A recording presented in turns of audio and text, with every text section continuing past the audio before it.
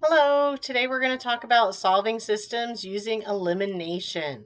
So, in the previous one, we talked about substitution, and the main goal was to get rid of one of the variables so we get down to one, and once we have one variable, we can solve the equation. The same idea here, we're going to get rid of one of the variables, we're going to eliminate one of them, but we're going to use a different method. We're not going to use substitution like we did before. One of the cool things you can actually do with equations is add and subtract them. So you would literally, just like you were doing a normal addition problem, I'm going to add these together. Okay, you combine the things that can combine together, and they're all nice and lined up. So 1 plus 3 is 4, and negative y plus y. Well, these are inverse. So the opposite of y is negative y, and they're going to come out to 0. It's going to cancel each other out, and x plus x is 2x.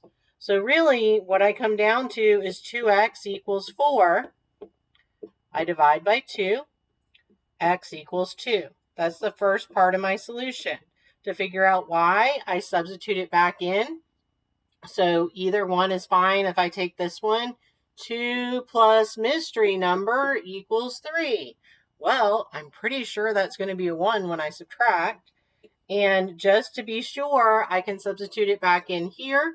2 minus 1 is in fact 1, so it checks out. My solution is the 0.21. So again, I can add together like normal, and because I have a number and its opposite, y and negative y, it cancels, and I'm left with just x. So if I can get down to one variable, that makes a big difference, and I can just solve for the other one very easily. So let's take a look at another example. Let's say I have 3x plus 4y equals 2, and I have 4x minus 4y equals 12. Since I have a positive 4 and a minus 4, I can just add those up. 2 plus 12 is 14.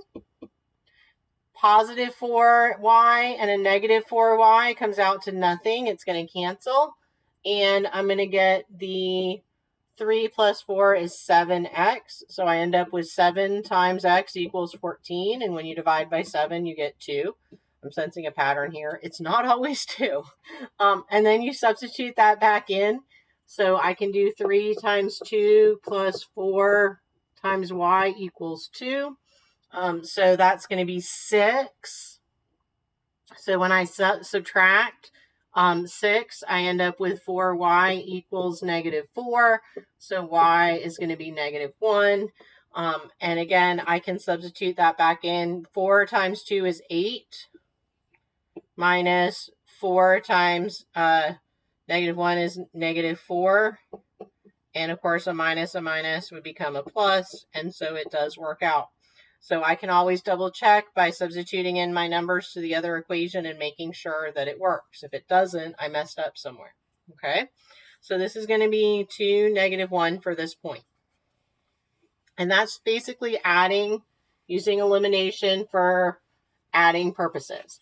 Now, I'm going to let you in on a secret. I never subtract. Okay, so if I take a look at this equations, I don't never subtract, but I don't solve equations, systems of equations by subtracting, because it's too easy to mess up the negative signs. So there's a really easy fix. Okay, basically, since I have a minus 3y and a minus 3y, I'm going to pick one of these equations and multiply it by negative 1. And the reason I'm doing that is multiplying by negative 1, all that does is change the sign of every single one of the numbers. So negative 1 times negative 5 is positive 5. Negative 1, and remember this is like a plus a negative, so negative 1 times negative 3 is positive 3y.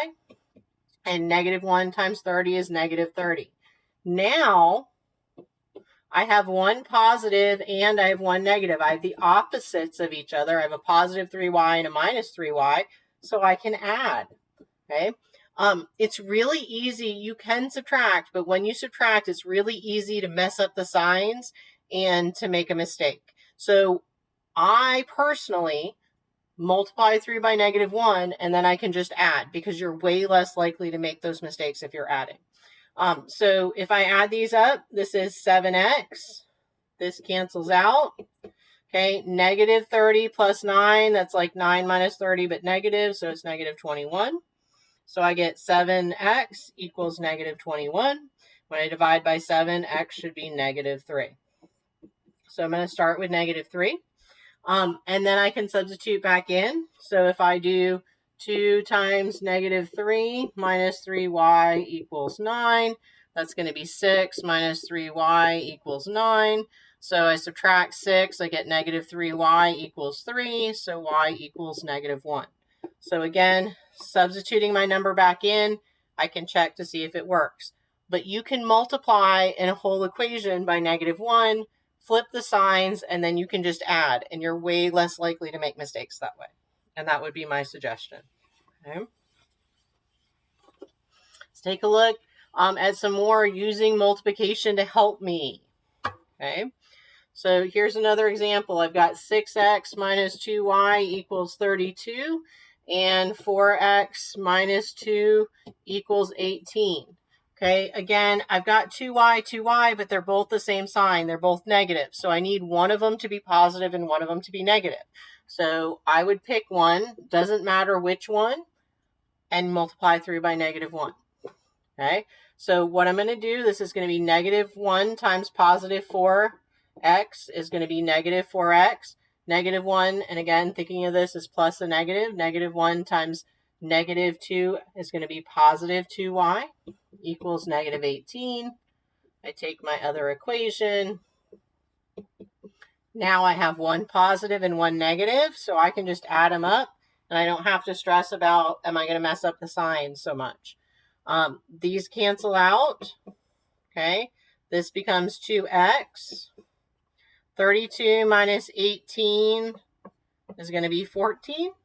And so you get 2 times x equals 14. So x is going to be 7. That's the first part of your answer, the first coordinate.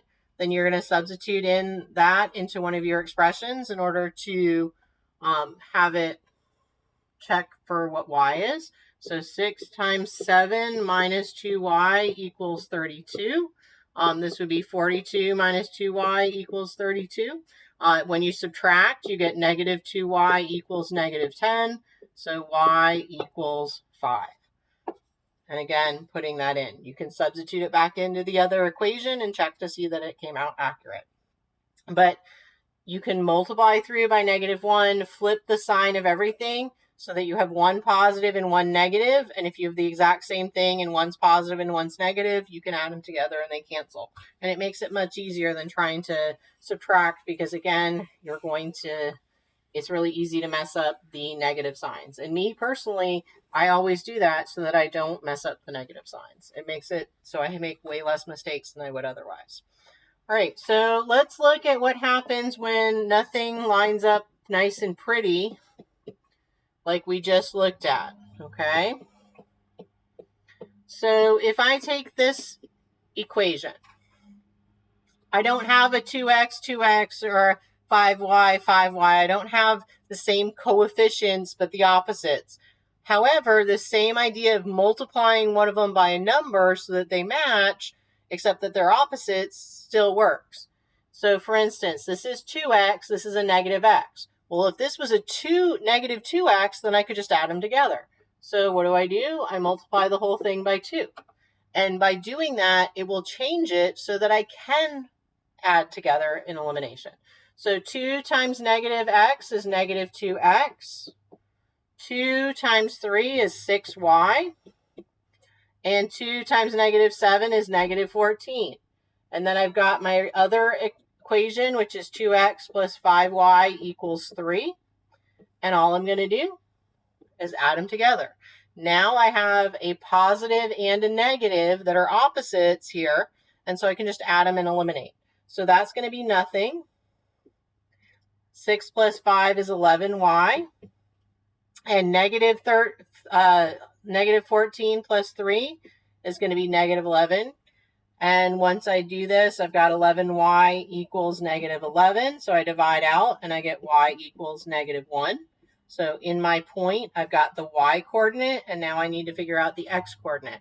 So I'm going to go back and substitute in 2x plus 5 times negative 1 equals 3. So this is going to be 2x plus 5, negative 5 equals 3. I add 5 to both sides, so 2x equals 8, and so x is going to equal 4. And again, I multiplied through by a single number. You multiply every single term, and it doesn't change the value of the equation. It's equivalent, and it allows you then to use elimination to remove one of the variables. All right, one last problem, and we'll call it good for today. Hopefully you guys joined us for the live lesson. All right, so let's say I have 2x minus 3y equals 21, and I've got 5x minus 2y equals 25. Now, I don't have anything that I could just multiply really easily unless I started using fractions, and don't necessarily want to use fractions unless we really need to.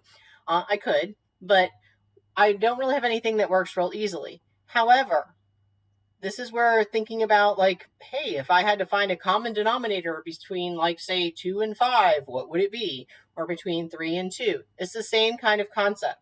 So let's say I had fractions and one had a denominator of 2 and one had a denominator of 5. The common denominator, you guys would know, would be 10. And if you were going to rewrite it, basically the 5 you'd multiply by 2 to get 10. So you do 2 times 5 to get 10. And you're going to use the same idea up here, okay? I'm going to make both of these 10x. And if I make them both 10x and I make one of them negative, then I can add them together and use elimination. It's the same concept that you're using when you find common denominators. You're rewriting it in order to be able to use elimination. So I'm going to multiply this one by 5. I'm going to multiply this one by 2, but since I need one of them negative, I'm going to do this one negative 2, okay? Could I have done this negative 5 and this positive 2? Absolutely. I just had to pick one. So again, the 5 times 2 will give me 10, and the 2 times 5 will give me 10. That's how I chose my numbers. Then I'm going to have the same coefficient with x, only one's going to be positive and one's going to be negative, and then I can eliminate them, okay? So let's do that. 5 times 2 is 10x. 5 times, and again, that's like a minus 3, that's negative 15y equals, and then 5 times 21 is 105. And yes, I did that in my head. Okay. 2 times 5 is 10, but it's negative 2, so it's negative 10x. Okay, I'm thinking like this is plus a negative, so negative 2 times a negative 2 is a positive 4y equals, and this is going to be negative 50, okay, because it's 25 times negative 2. Now that I've changed both equations, I'm going to go ahead and add them together. So 10 plus negative 10 is nothing. Those cancel out. Negative 15 plus 4, okay, is going to be negative 11y equals, and then 105 minus 50 is going to be 55. So I end up with negative 11y equals 55. I divide by negative 11, and y equals negative 5. So that's my first part, okay? Obviously, this one's a little bit more work than the other ones because we had to do both equations by something, okay? But I can still go back and do the same thing, just pick one of these. So I'm going to pick the first one. It doesn't matter which one I use. And I'm going to substitute in my value. So this would be, again, like a plus, so negative 3. Oops, yeah, negative 3 times negative 5 is positive 15. I subtract 15, so I get 2x equals 6. Divide by 2, and x equals 3. And so my final solution should be 3, negative 5. Again, I can put these in the other one to double check to see if I'm right. Okay, and that is solving systems using elimination. hope this helps. And if you have any questions, you know where to find me.